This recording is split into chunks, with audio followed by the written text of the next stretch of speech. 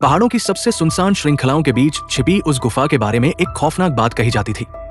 जो भी उसके अंदर गया वो सिर्फ रास्ता ही नहीं, अपना समय भी खो बैठा, और कुछ तो ऐसे गायब हुए जैसे वे कभी थे ही नहीं। लेकिन असली रहस्य उस बूढ़े काले भालू से जुड़ा था, जो सालों से गुफा के मुहाने पर पत्थर की तरह बैठा दिखाई देता था। न वो किसी पर हमला करता, न दहाड़ता, बस देखता रहता था, जैसे किसी खास पल का इंतजार कर रहा हो। अगर आपको ऐसी रहस्यमयी और दिमाग हिला देने वाली कहानियां पसंद हैं, तो वीडियो को अभी हल्का सा लाइक कर दीजिए और चैनल को सब्सक्राइब कर लीजिए, क्योंकि जो आगे हुआ उसने पहाड़ों के सबसे बहादुर लोगों को भी खामोश कर दिया था।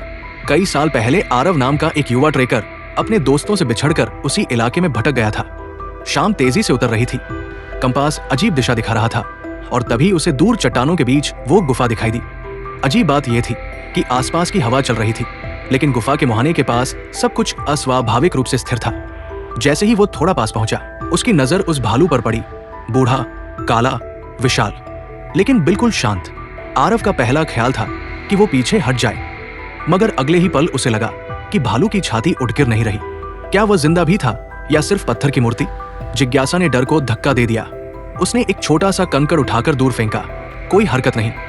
उसने जोर से आवाज लगाई, भालू फिर भी नहीं हिला। अब आरव को भरोसा हो गया कि ये बस एक पुरानी जमी हुई लाश या मूर्ति है, और यही उसकी सबसे बड़ी गलती थी।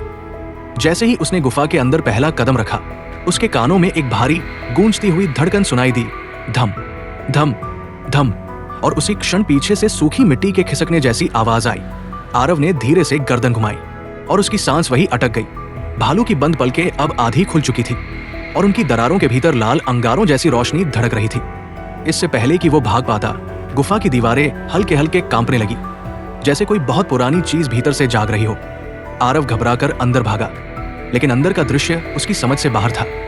गुफा बाहर से जितनी छोटी दिख रही थी, अंदर उतनी ही विशाल और गहरी थी। और सबसे डरावनी बात, उसकी घड़ी की सुइयां रुक चुकी थी। उसने घबराकर मोबाइल निकाला, नो नेटवर्क, और समय वही अटका हुआ। तभी उसे महसूस हुआ कि गुफा के भीतर की हवा ठंडी नहीं, बल्कि भारी थी, जैसे हर सांस उधार लेनी पड़ रही हो। क्या सचमुच यहां वक्त रुक जाता था? वो आगे बढ़ा तो दीवारों पर अजीब आकृतियां उभरी हुई दिखी। पहले उसे लगा ये पत्थर की बनावट है, लेकिन जब उसने टॉर्च सीधी डाली तो उसकी रीढ़ में बर्फ उतर गई। वे आकृतियां दरअसल इंसानों की थी, पत्थर बने हुए लोग, कुछ भागते हुए, कुछ चीखते हुए, कुछ गुफा के मुहाने की तरफ हाथ बढ़ाए हुए। आरव का गला सूख गया।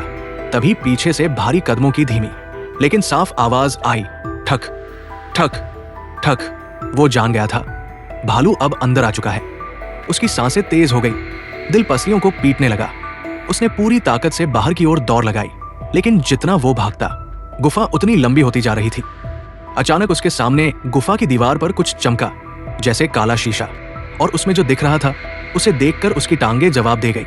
उस चमकती सतह में उसे अपना ही चेहरा दिख रहा था, लेकिन बूढ़ा, झुर्रियों से भरा, आंखें बुझी हुई, जैसे वो दशकों से वहीं फंसा हो। तभी उसके कंधे के पीछे गर्म सांस महसूस हुई।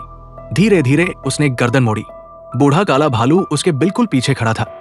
उसकी आंखों की आग अब शांत थी, गुस्से से नहीं, जैसे कोई पहरेदार अपना काम पूरा होते देख रहा हो। अगले ही पल गुफा की जमीन उसके पैरों के नीचे नरम होने लगी।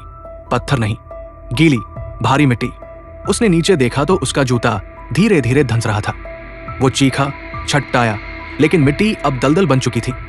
आखिरी बार उसने ऊपर देखा, भालू की आंखें बुझ रही थी, जैसे वो फिर से पत्थर बनने वाला हो। अगली सुबह पहाड़ वैसे ही शांत थे, गुफा का मुहाना वैसा ही सूना, और बाहर वही बूढ़ा काला भालू फिर से पत्थर की तरह बैठा था। लेकिन स्थानीय लोग आज भी कहते हैं कि कभी कभी उस गुफा के अंदर से धीमी सी मदद की आवाज गूंजती है, और अगर कोई बहुत ध्यान से देखे तो भालू की पत्थर बनी आंखों में कभी कभी लाल चमक फिर से धड़क उठती है। अगर इस कहानी ने आपके रोंगटे खड़े कर दिए हैं तो वीडियो को लाइक करें, कमेंट में लिखें समय से कोई नहीं बचता, और चैनल को सब्सक्राइब जरूर करें, क्योंकि कौन जानता है अगली बार पहाड़ों में रास्ता भटकने वाला कहीं आप ही न हो।